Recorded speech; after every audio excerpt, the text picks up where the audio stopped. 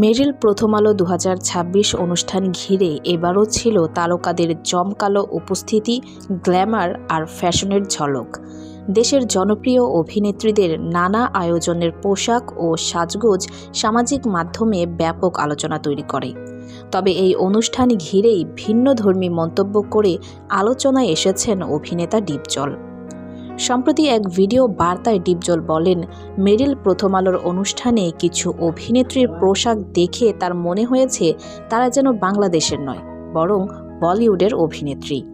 তার মতে আমাদের দেশের সংস্কৃতি ও ঐতিহ্যের সঙ্গে মানানসই পোশাক পরাই উচিত, আর অতিরিক্ত বোল্ড বা ভিন্নধর্মী সাজ পোশাক তিনি পছন্দ করেন না।